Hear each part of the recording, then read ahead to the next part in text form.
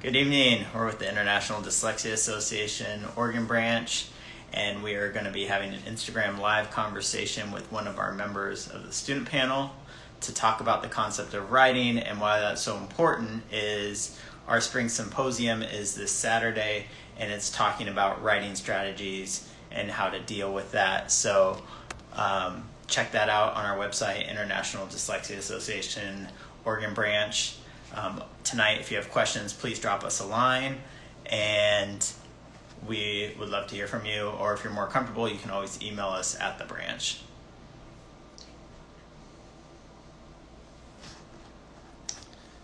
Also, we have shirts available through a project one of our student members is doing, so you can check that out on our website as well. Running the Distance t-shirt, cool logo, different design than we've had in the past, with a gray t-shirt and design concept by one of our student panel members. So check that out. All the proceeds from that are going to the Running the Distance scholarship as a senior project that he is doing.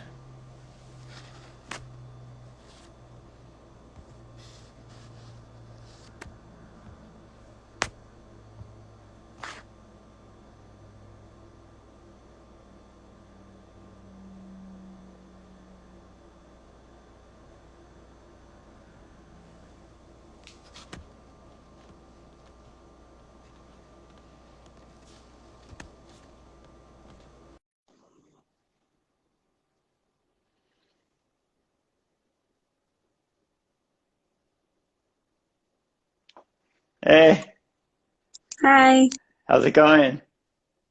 I'm okay. How are you? Doing good. Well, thanks so much for joining us tonight.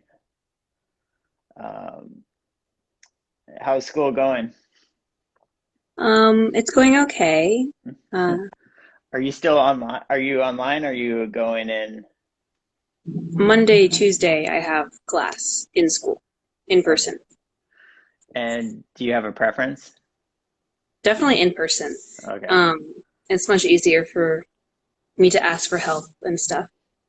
that totally makes sense. Why don't you take a second and introduce yourself for people? I know you've been on Instagram Live before, but maybe some of the people will want to kind of reintroduce yourself to the group. Hi, my name's Kimia. I'm a freshman in the Vancouver School District, and I have dyslexia. What a surprise. Shocker. What a shocker, yeah. That was the big cliffhanger tonight, right?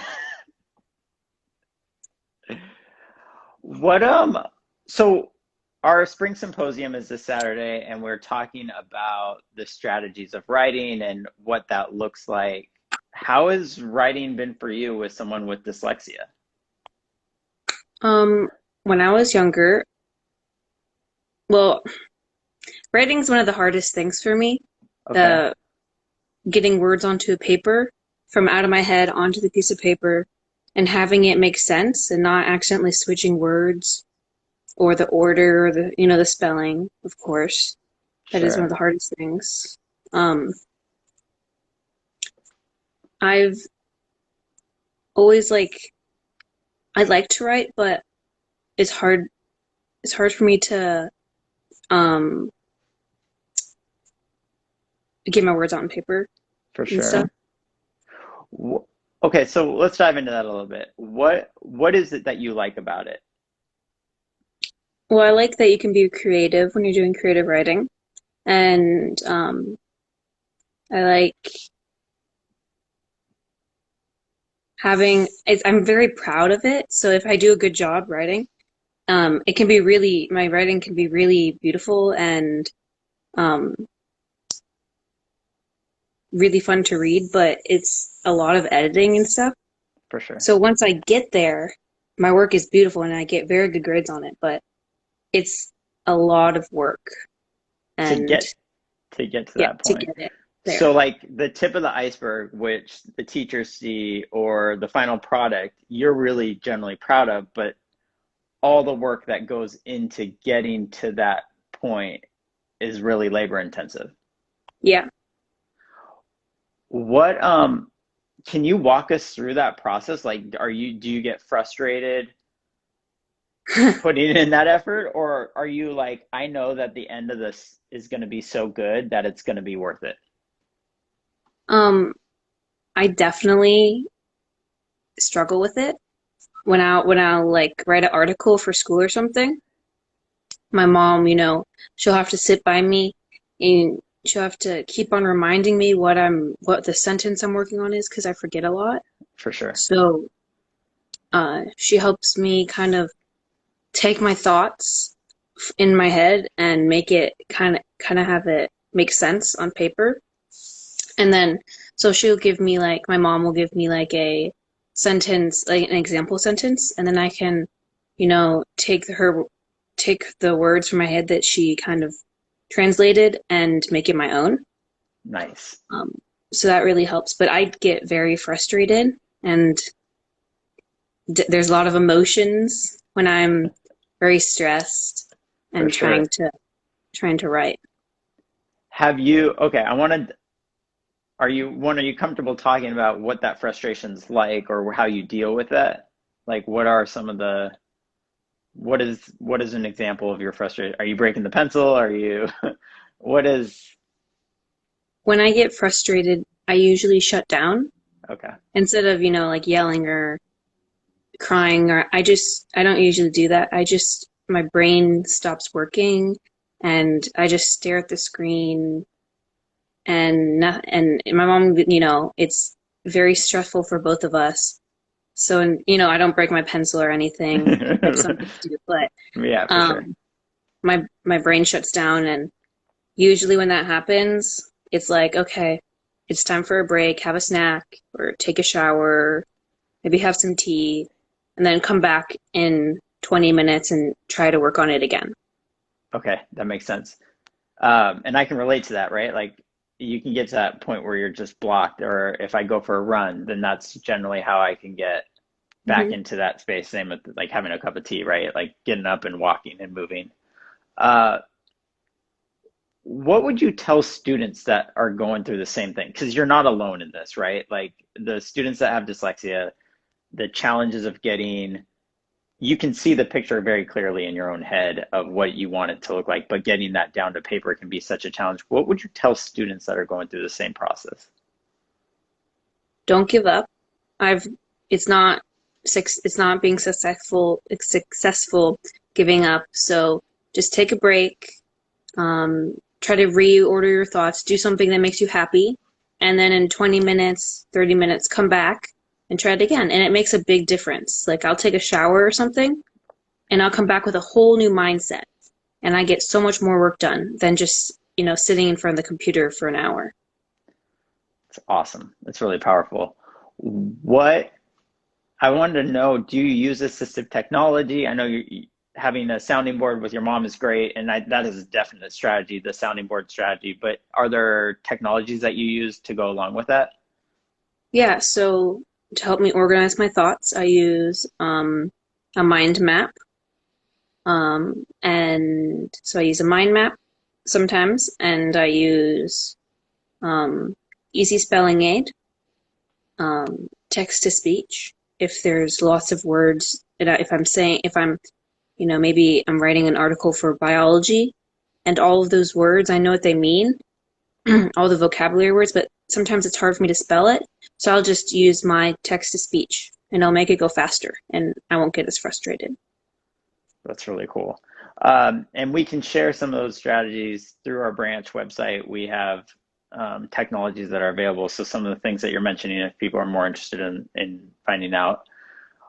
I wanted to get into, so from an educator standpoint, right? You could get an assignment, and if you had to turn it around quickly, what would that look like for you? And what would you want teachers to know? Like turn it in quickly, like in that class period. Yeah, yeah, if you were in a class period and what that might look like. So for me, when I have an assignment that I don't have enough time to do, like one class period isn't enough time for me to do an assignment. It's barely enough time for a kid without a learning disability to do an assignment. So there's a few things that I would do. I would um, start my work in the class. If I need if I need like a learning support, then I'll go to my learning aid, which I'm very appreciative of because I have two learning aids and they're very, very nice. That's They're very good awesome. at their job. And they'll support me in my assignment and work. And if I don't have enough time to do the assignment before the class ends, then I'll use my IUP and I will ask for an extended time. So I'll just go up to the teacher if we're in person and I'll be like, hey, I need some more time to finish this assignment. Is it okay if I turn it in next class? And they'll say, yeah, it's okay. Um, Has that been a challenge for you to advocate that way? I mean, that's like very, I mean, you sound like a true professional at advocating right now. Like, what has that been always the case with you? it's one of my like strengths. I advocate for myself very well and other people as well.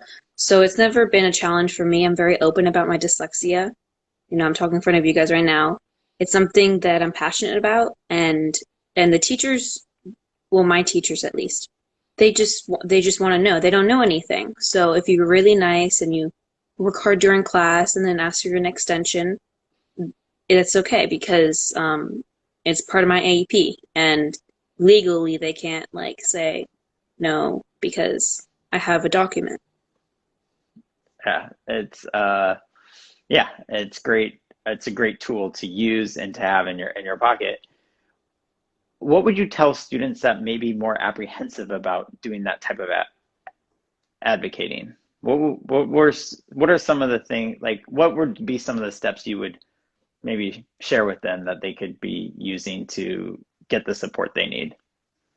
So if they're too shy, Yeah, um, have a system with your teacher. So there's some kids I know where they just, make a little sign with their hand, and is um that's like a personal thing between the teacher and them. So they don't have to, walk up after class and make it kind of, and talk in front of their peers because it might be embarrassing. for sure. Or you can send an email. Uh, that's very discreet.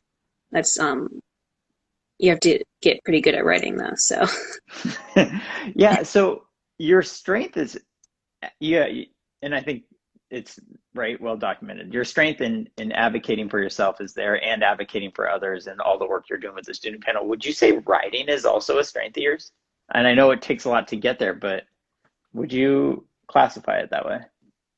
yeah, so I really once I get in like the headspace, the words can start to flow, and I feel it makes me feel really good and productive when I do that. Last year, actually, for the NHD, my school event, I went to state for some of my writing I did.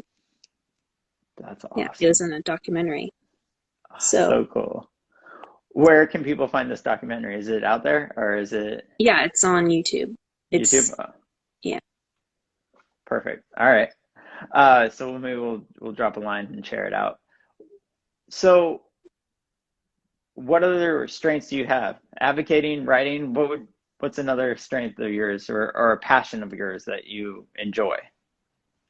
I'm a people person. I connect well with other people and can read body language very well. So I'm really good at having conversations and having people who like to open up to me. And so I'm very good at listening and talking to other people and making everyone feel included. That's an important, Yeah. definitely an important skill set to have, especially in our current landscape. I mean, it's so critical. Do you know where you want to go with this writing thing? Like, have you thought about it from a long-term standpoint? Do you think you could, is this something you want to go down like an avenue? I have thought about it. It would be I've thought about writing like a book about what it's like being dyslexic and that kind of stuff. I've talked to some people about it, It would be a very big, it would be a very big project. Uh, For sure. it would take a long time. But I But think you have a lot of supporters on here that would want to read that if you if you go and write it. So can already tell. Lots of hearts popping up when you mentioned the concept of writing a book. So I think that would be really cool at some point for you to explore. What okay. So what from an education standpoint, teachers, students, people out there, how would you define your like the process of being dyslexic and putting something down on paper? Like I know you mentioned it earlier as a challenge, but like what is that like? And I can tell you for myself, like it is a time sensitive process. It takes a lot of time for it to go from here to there. What is it like for you? it's something that I've actually really struggled with, like talking. Um, Not like it's not sensitive, but it's a feeling that I have, and it feels like I'm climbing up a huge mountain of sand, and every time I make a step, I just slip back down. Um, and it's really hard to, keep on going if you're not if you're taking two steps up the mountain and then you take another step back down, right? So Yeah. it's really hard to keep going and um to really like communicate how it is for me to write. I think that's the best example I can come up with right now. Um, yeah. That analogy makes perfect sense. The only thing I would tweak for you, because it sounds like that end product is there for you. You get there. And so maybe it's three steps forward and one step back and then Yeah. or two steps and then you get the third steps. Because it sounds like you're making progress with your writing and your dedication and drive to get to that top of the mountain. So I think that needs to be acknowledged by you. It's a pretty strong pretty strong way to work and showcase what your talent is and what your strengths are, even though it takes a lot to get there. Um, as you're wrapping up, the last word's yours. What would you like to leave this audience with, knowing that some of the people on this line might be participating in our spring symposium coming this Saturday, where they're going to be learning strategies to help students with writing? What would you like people to know? Um, that it's not impossible. You're very capable of doing it. You just have to get in the right mindset. Um, you're not alone, as we like to say. It's very true. You're not alone. I'm wearing the bracelet right now. I Um, think I have mine on. Yeah, I can do mine. I got mine on. and it's okay to ask for help. You're It's something that you don't have to go through alone, and people are here for you. Where the whole student panel is here for you. If you just reach out, we'll help you. That is a strong message to end on. Kimia, thank you so much for taking the time. We know you have a busy schedule that's chaotic right now with being in the classroom and out of the classroom. We wish you the best of luck as you're kind of finishing up this semester, this school year, and hoping for a smoother school year as we move to the fall. Fingers crossed. Fingers crossed. Thank you, and you have a great night. Thank you. Bye.